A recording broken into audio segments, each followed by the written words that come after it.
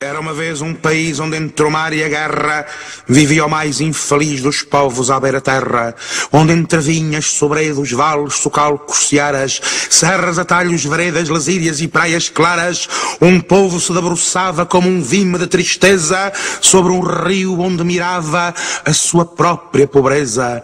Era uma vez um país onde o pão era contado, onde quem tinha a raiz tinha o fruto arrecadado, onde quem tinha o dinheiro tinha o operário algemado, onde soava o ceifeiro que dormia com o gado, onde tossia o mineiro em aljustrel ajustado, onde morria primeiro quem nascia desgraçado. Era uma vez um país de tal maneira explorado pelos consórcios fabris, pelo mando acumulado, pelas ideias nazis, pelo dinheiro estragado, pelo dobrar da cerviz, pelo trabalho amarrado, que até hoje já se diz que nos tempos do passado se chamava esse país Portugal suicidado. Ali, nas vinhas, sobreiros, vales, socalcos, searas, serras, atalhos, veredas, lasírias e praias claras, vivia um povo tão pobre que partia para a guerra para encher quem estava podre de comer a sua terra. Um povo que era levado para Angola nos porões, um povo que era tratado como a arma dos patrões, um povo que era obrigado a matar por suas mãos, sem saber que um bom soldado nunca fere os seus irmãos. Ora passou-se, porém, que dentro de um povo escravo, alguém que lhe queria bem, um dia plantou um cravo. Era a semente da esperança, feita da força e vontade. Era ainda uma criança, mas já era a liberdade. Era já uma promessa, era a força da razão, do coração à cabeça, da cabeça ao coração. Quem o fez era soldado, homem novo, capitão, mas também tinha a seu lado muitos homens na prisão. Esses que tinham lutado a defender um irmão, esses que tinham passado o horror da solidão, esses que tinham jurado sobre uma côdea de pão ver o povo libertado do terror da opressão. Não tinham armas, é certo, mas tinham toda a razão. Quando um homem morre perto, tem de haver distanciação. Uma pistola guardada nas dobras da sua opção, uma bola disparada contra a sua própria mão, e uma força perseguida que na escolha do mais forte faz com que a força da vida seja maior do que a morte. Quem o fez era soldado, homem novo, capitão, mas também tinha a seu lado muitos homens na prisão. Posta a semente do cravo, começou a floração, do capitão ao soldado, do soldado ao capitão. Foi então que o povo armado percebeu qual a razão porque o povo despojado lhe punha as armas na mão. Pois também ele, humilhado em sua própria grandeza, era soldado forçado contra a pátria portuguesa. Era preso e exilado e no seu próprio país muitas vezes estrangulado pelos generais sanis. Capitão que não comanda não pode ficar calado. É o povo que lhe manda ser capitão revoltado. É o povo que lhe diz que não ceda e não hesite. Pode nascer um país do ventre de uma chaimite, porque a força bem emprega contra a posição contrária, nunca oprime nem persegue. É força revolucionária. Foi então que Abril abriu as portas da claridade e a nossa gente invadiu a sua própria cidade. Disse a primeira palavra na madrugada serena um poeta que cantava: o povo é quem mais ordena. E então por vinhas, sobredos, vales, socalcos, searas, serras, atalhos, veredas, lasírias e praias claras, desceram homens sem medo, marujos, soldados, paras, que não queriam o degredo de um povo que se separa, e chegaram à cidade onde os monstros se acoitavam. Era a hora da verdade para as hienas que mandavam, a hora da claridade para os sóis que despontavam, e a hora da vontade para os homens que lutavam. Aí das vindas esperas, encontros, esquinas e praças, não se pouparam as feras, arrancaram-se as mordaças, e o povo saiu à rua com 7 pedras na mão e uma pedra da lua no lugar do coração.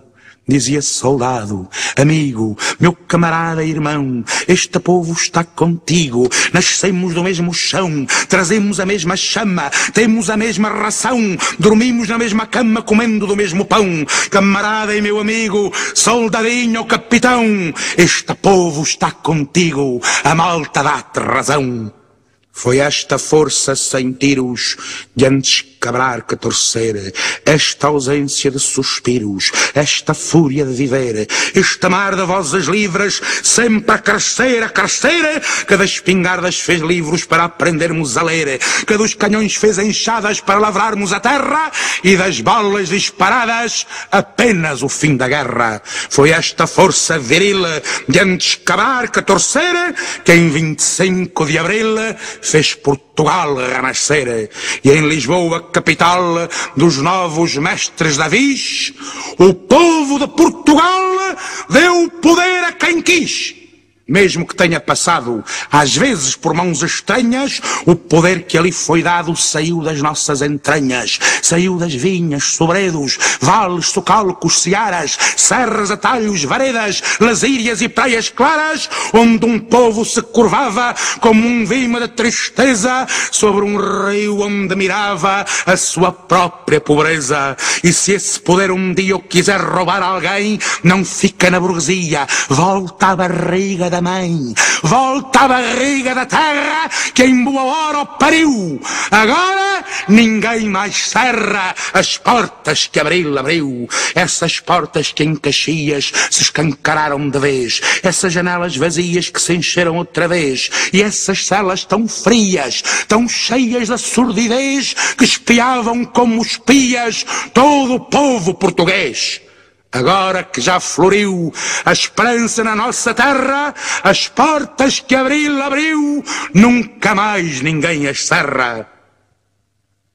Contra tudo que era velho, levantado como um punho, em maio surgiu vermelho o cravo do mês de junho. Quando o povo desfilou nas ruas em procissão, de novo se processou a própria revolução. Mas eram olhos as balas, abraços, punhais e lanças, e namoradas as alas dos soldados e crianças. E o grito que foi ouvido, tantas vezes repetido, dizia que o povo unido jamais seria vencido. Contra tudo que era velho, levantado como um punho, em maio surgiu vermelho o cravo do mês de junho. E então, operários, mineiros, pescadores e ganhões, marçanos e carpinteiros, empregados dos balcões, mulheres adias, pedreiros, reformados sem pensões, datilógrafos, carteiros e outras muitas profissões, souberam que o seu dinheiro era a presa dos patrões. A seu lado também estavam jornalistas que escreviam, atores que se desdobravam, cientistas que aprendiam, poetas que estrebuchavam, cantores que não se vendiam, mas enquanto estes lutavam, é certo que não sentiam a fome com que apertavam os cintos dos que os ouviam. Porém, cantar é ternura, escrever constrói liberdade, e não há coisa mais pura do que dizer a verdade. E uns e outros irmanados na mesma luta de ideais, ambos setores explorados ficaram partes iguais.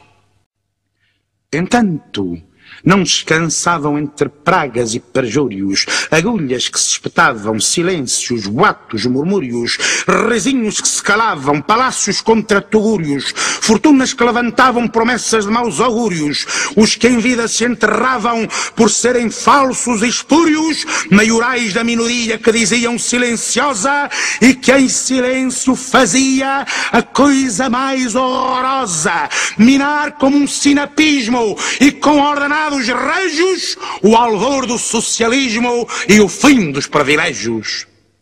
Foi então, se bem vos lembro, que sucedeu a vindima. Quando pisamos setembro, a verdade veio acima, e foi um mosto tão forte, que sabia tanto abril, que nem o medo da morte nos fez voltar ao redil. Ali dissemos não passa, e a reação não passou. Quem já viveu a desgraça odeia quem desgraçou. Foi a força do outono, mais forte que a primavera, que trouxe os homens sem dono de que o povo estava à espera. Foi a força dos mineiros, pescadores e ganhões, operários e carpinteiros, empregados dos balcões, mulheres adias, padreiros, reformados sem pensões, datilógrafos, carteiros e outras muitas profissões, que deu o poder cimeiro a quem não queria os patrões. Desde esse dia em que todos nós repartimos o pão, é que acabaram os godos. Cumpriu-se a revolução.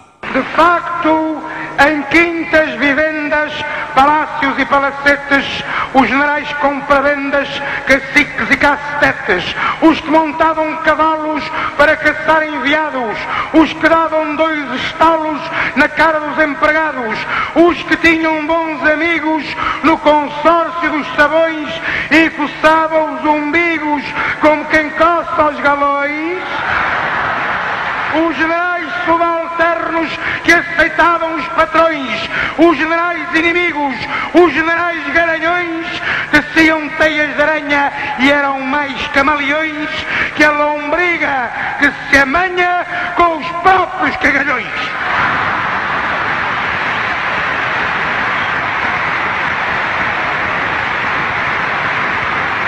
Com os generais desta apanha já não há revoluções. Por isso, o 11 de março foi um baile de tartufos, uma alternância de terços entre ricaços e bufos. E tivemos de pagar com o sangue de um soldado o preço de já não estar Portugal suicidado.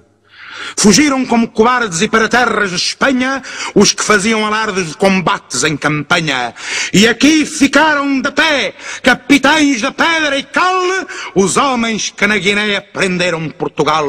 Os tais homens que sentiram que um animal racional opõe àqueles que o firam consciência nacional. Os tais homens que souberam fazer a revolução porque na guerra entenderam o que era a libertação. Os que viram claramente e com os 5 sentidos morrer tanta gente que todos ficaram vivos. Os tais homens feitos de aço, temperado com a tristeza que envolveram no abraço toda a história portuguesa. Essa história tão bonita e depois tão maltratada por quem viveu a desdita da história colonizada. Dai ao povo que é do povo, porque o mar não tem patrões. Não havia Estado Novo nos poemas de Camões. Havia sim a longura e uma vela desfraldada para levar a ternura à distância imaginada. Foi este lado da história que os capitães descobriram que ficará na memória das naus que de abril partiram, das naves que transportaram o nosso abraço profundo aos povos que agora deram novos países ao mundo. Por saberem como é, ficaram da pedra e cal, capitães que na Guiné descobriram Portugal e em sua pátria fizeram o que deviam fazer. Ao seu povo devolveram o que o povo tinha a ver. Bancos, seguros, petróleos, que ficaram a render ao invés dos monopólios para o trabalho crescer. Guindastes, portos, navios e outras coisas para erguer. Antenas centrais e fios de um país que vai nascer. Mesmo que seja com frio, é preciso aquecer. Pensar que somos um rio que vai dar onde quiser. Pensar que somos um mar que nunca mais tem fronteiras e havemos de navegar de muitíssimas maneiras. No Minho com pés de linho, no Alentejo com pão, no Ribatejo com vinho, na Beira com requeijão e trocando agora as voltas ao vir da produção. Tomates no Alentejo e na Beira requeijão, no Alentejo bolota, no Algarve maçapão, vindimas no Alto Douro, tomates em azeitão, azeite da cor do ouro, que é verde ao pé do fundão e fica amarelo puro nos campos do Baleizão. Quando a terra for do povo, o povo deita-lhe a mão. É isto a reforma agrária em sua própria expressão. A maneira mais primária de nós termos um quinhão da semente proletária da nossa revolução. Quem a fez era soldado, homem novo, capitão, mas também tinha a seu lado muitos homens na prisão. De tudo que Abril abriu, ainda pouco se disse. Um menino que sorriu, uma porta que se abrisse, um pão que se repartiu, um capitão que seguiu que a história lhe perdisse, e entre vinhas, sobredos, vales, socalcos, searas, serras, atalhos, veredas, lesírias e praias claras, um povo que levantava sobre um rio de pobreza a bandeira em que ondulava a sua própria grandeza. De tudo que Abril abriu, ainda pouco se disse, e só nos faltava agora que este Abril não se cumprisse. Só nos faltava que os cães viessem ferrar o dente na carne dos capitães que se arriscaram na frente de todos nós, povo soberano e total, que ao mesmo tempo é a voz e o braço de Portugal. Ouvi banqueiros fascistas, agiotas do lazer, latifundiários machistas, balufos verbos de encher e outras coisas aístas que não cabe aqui dizer, que aos capitães progressistas o povo deu poder. E se esse poder um dia o quiser roubar alguém, não fica na burguesia. Volta à barriga da mãe, volta à barriga da terra, que em boa hora o pariu. Agora ninguém mais cerra as portas que Abril abriu.